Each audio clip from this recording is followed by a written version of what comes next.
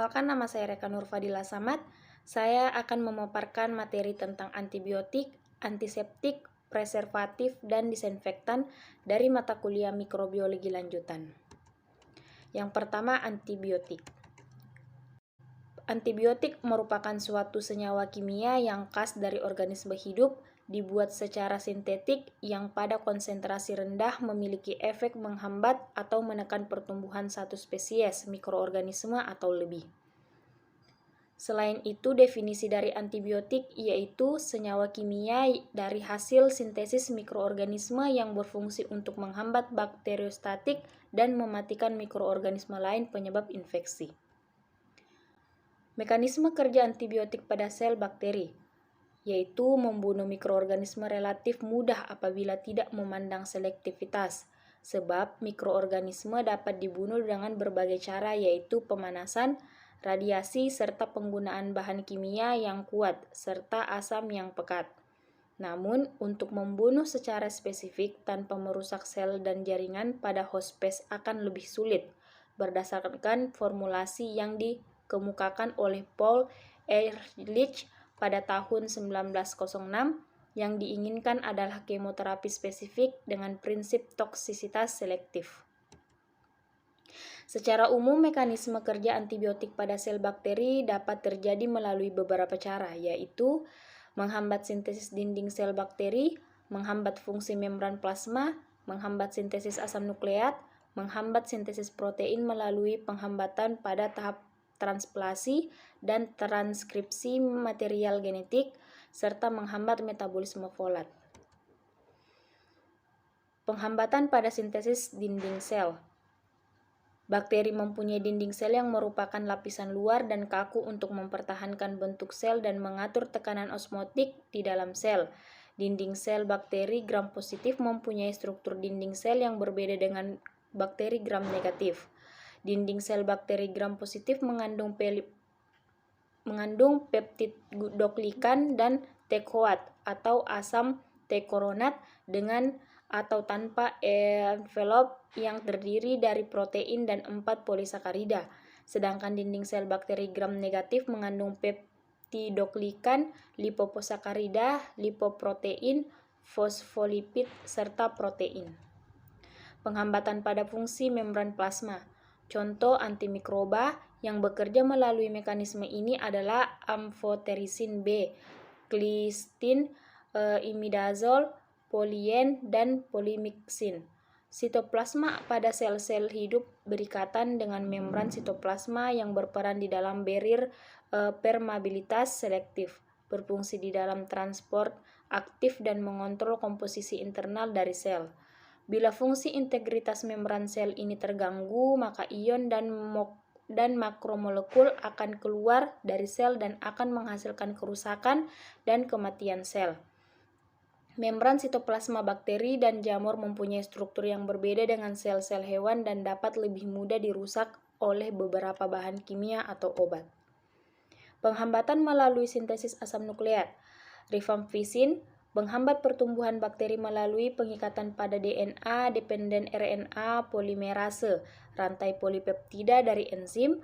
Polimerase melekat pada faktor yang menunjukkan spesifisitas dan di dalam pengenalan letak promoter dan proses transkripsi DNA.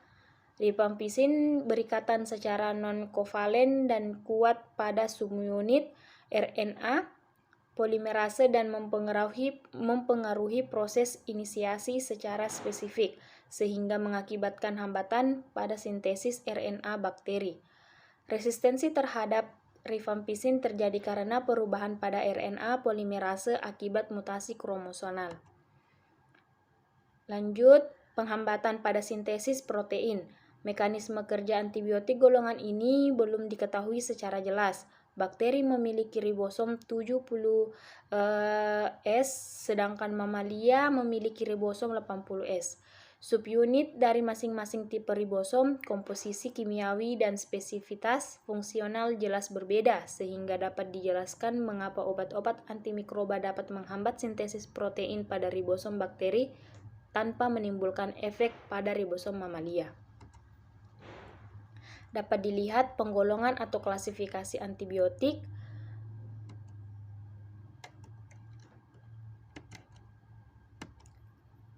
Lanjut, antibiotik spektrum luas. Broad spectrum adalah antibiotik yang dapat menghambat dan membunuh bakteri dari golongan gram positif dan gram negatif. Yang termasuk dalam golongan ini yaitu derivat, tetrasiklin, anfenikol, aminoglikosida, makrolida, rifampicin, beberapa derivat penisilin, ampicillin, amoxicillin, becampicillin, ticaricillin, sulbenisilin, pivampicillin, hetalisin, carbenesilin, dan sebagian besar derivat cefalosporin.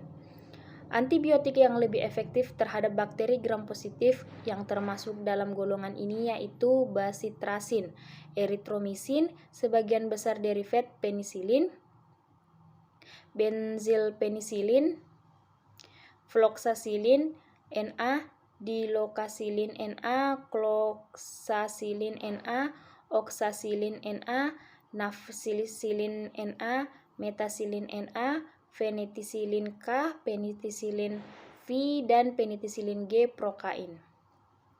Derivat linkosamida, asam fusidat, dan beberapa derivat cefalosporin. Antibiotik yang lebih efektif terhadap gram negatif yang termasuk dalam golongan ini yaitu sulfamycin, polymyxin B, sulfat, dan colistin. Antibiotik yang lebih dominan terhadap mycobacteri atau antituberkulosis seperti streptomycin, capreomycin, fiomycin, rifampicin, sikloserin, dan kinamycin. Antibiotik yang aktivitasnya aktif terhadap jamur yang termasuk golongan ini yaitu antibiotika polen atau amphotericin B dan nystatin, dan griseofulvin.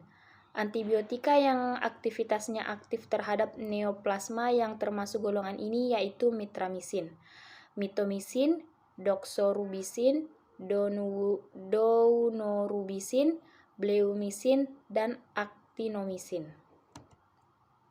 Yang kedua, antiseptik.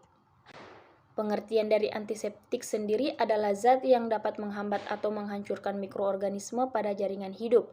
Antiseptik adalah substansi kimia yang digunakan pada kulit atau selaput lendir untuk mencegah pertumbuhan mikroorganisme dengan menghalangi atau merusaknya. Beberapa antiseptik merupakan gramisida, yaitu mampu membunuh mikroba, dan ada pula yang hanya mencegah atau menunda pertumbuhan mikroba tersebut. Antibakterial adalah antiseptik hanya dapat dipakai melawan bakteri. Bahan antiseptik sendiri, bahan-bahan antiseptik tersebut umumnya dicampur pada produk-produk di pasaran baik dalam bentuk sabun padat dan sabun cair atau berupa cairan solution, atau bahan antiseptik tersebut antara lain 1. Alkohol. Seperti yang kita ketahui bahwa antiseptik yang berbahan dasar alkohol mengandung etanol, isopropanol, N-propanol, atau kombinasi dari dua bahan kimia tersebut. Aktivitas antimikroba alkohol terletak pada kemampuannya mendenaturasi protein dinding sel bakteri. Solutio alkohol yang mengandung kadar alkohol antara 60% sampai 80% lebih efektif mendenaturasi protein daripada alkohol konsentrasi tinggi, lebih dari 80%. Karena protein tidak mudah didenaturasi pada keadaan kadar air yang rendah, alkohol mempunyai aktivitas antimikroba atau in vitro yang sangat baik untuk membunuh bentuk vegetatif bekerja gram positif dan bakteri gram negatif. Yang kedua, hexaloropen merupakan suatu bisofenol yang terdiri atas 2 grup fenol dan 3 gugus klorofin. Pada tahun 1950 dan awal tahun 1960, emulsi mengandung 3% hexakloropon digunakan untuk cuci tangan, surgisal, scrub, dan untuk memandikan bayi di rumah sakit. Aktivitas antimikroba hexaloropon bersifat bakteriostatik sehingga bisa mengaktifasi sistem enzim esensial bakteri dan baik dalam membunuh bakteri Staphylococcus aureus. Tetapi aktivitas relatif lemah dan membunuh bakteri gram negatif. Jamur Microbacterium pada tahun 1972 FDA TFM memperingatkan bahwa hexaloropen tidak aman dan tidak efektif untuk digunakan sebagai antiseptik pencuci tangan serta tidak digunakan pada pasien luka bakar dan kulit yang sensitif. Yang ketiga, chlorhexidin merupakan kation Hisbiguanidae yang dikembangkan di Inggris pada tahun 1950 dan dikenalkan di Amerika pada tahun 1970. Chlorhexidin bersifat tidak larut dalam air atau nonpolar, tetapi jika ditambahkan gugus diglukonat maka bersifat larut dalam air. Aktivitas antimikroba chlorhexidin adalah mengakibatkan presipitasi komponen sel bakteri. Chlorhexidin mempunyai aktivitas yang baik dalam membunuh bakteri gram positif, tetapi kurang baik dalam membunuh bakteri gram negatif, jamur dan hasil tuberkel. Terus yang keempat ada chloroxylenol, dikenal juga sebagai para-chlorometaxlenol atau PCMX. Pada akhir tahun 1920 dikembangkan di Eropa dan digunakan di Amerika sejak tahun 1950. Chloroxylenol merupakan unsur halogen yang didistribusikan pada cincin fenol yang digunakan sebagai campuran kosmetik dan bahan aktif dalam sabun antimikroba. Mekanisme kerja antiseptik. Antiseptik merupakan bahan antibakteri. Bahan antibakteri dapat diartikan sebagai bahan yang mengganggu pertumbuhan dan metabolisme bakteri, sehingga bahan tersebut dapat menghambat pertumbuhan atau bahkan membunuh bakteri.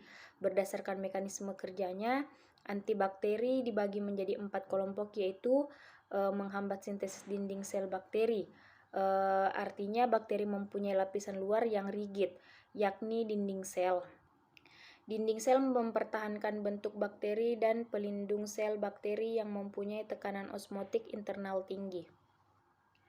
Yang kedua, mengganggu permeabilitas membran sel bakteri sitoplasma. Semua sel hidup dibatasi oleh membran sitoplasma yang berperan sebagai barrier permeabilitas selektif, membawa fungsi transport aktif dan kemudian mengontrol komposisi internal sel.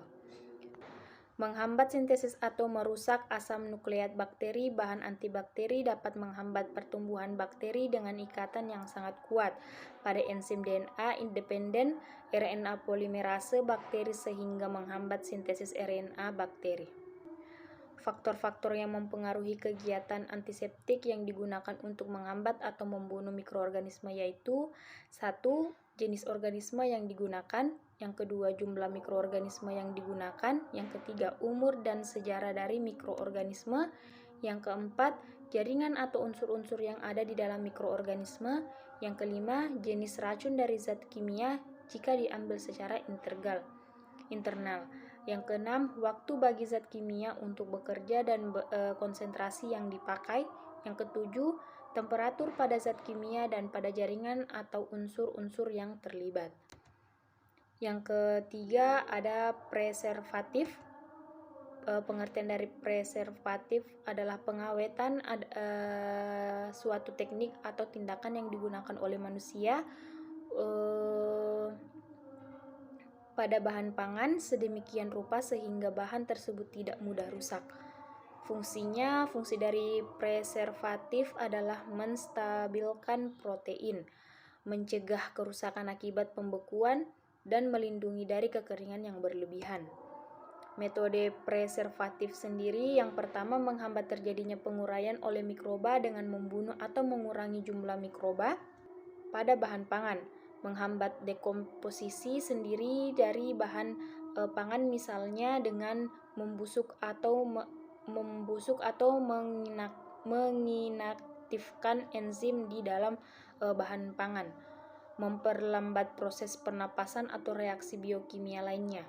Mencegah kerusakan karena adanya faktor-faktor dari luar seperti serangan oleh serangga, parasit, maupun kerusakan mekanis. Yang keempat ada disinfektan. Pengertian dari disinfektan adalah proses menghilangkan sebagian besar atau semua mikroorganisme patogen kecuali endospora bakteri yang terdapat di permukaan benda mati non-biologis seperti dinding, lantai, peralatan, dan lainnya. Ruangan pakaian dan alat pelindung diri. Faktor-faktor yang mempengaruhi disinfektan, faktor pertama itu ada faktor patogen. Faktor mikroba patogen memiliki daya tahan lebih baik dibandingkan dengan yang lainnya. Misalnya pada M. tuberculosis relatif tahan dibandingkan dengan mikroba vegetatif lainnya. Jumlah mikroba patogen semakin banyak mikroba patogen, maka beban kerja disinfektan semakin berat. Faktor peralatan medis. Yang pertama adanya perlakuan-perlakuan sebelumnya, yaitu proses dekomentasi dan proses pembersihan. Kedua, perlakuan tersebut sangat penting, terutama proses pembersihan agar proses disinfektan dapat dikerjakan secara optimal. Beban yang kedua, beban kandungan materi organik. Adanya materi organik dapat mempengaruhi kerja disinfektan dengan cara melakukan pengikatan terhadap zat aktif disinfektan. Adanya larutan yang berisi mineral seperti kalsium dan magnesium yang menempel pada peralatan medis dapat mempengaruhi efektivitas disinfektan dengan cara mengikat zat aktif disinfektan. Terus waktu pernapasan, lamanya waktu kontak antara disinfektan dengan mikroba patogen yang akan dieliminasi sangat mempengaruhi. Terus ada faktor disinfektan, tingkat keemasan, tingkat kesamaan atau kebasahan atau pH disinfektan tergantung dari disinfektannya. Ada yang bekerja secara optimal pada suasana asam atau basah. Baik, itu saja yang dapat saya sampaikan. Lebih dan kurangnya mohon dimaafkan. Wabillahi taufiq walhidayah. Wassalamualaikum warahmatullahi wabarakatuh.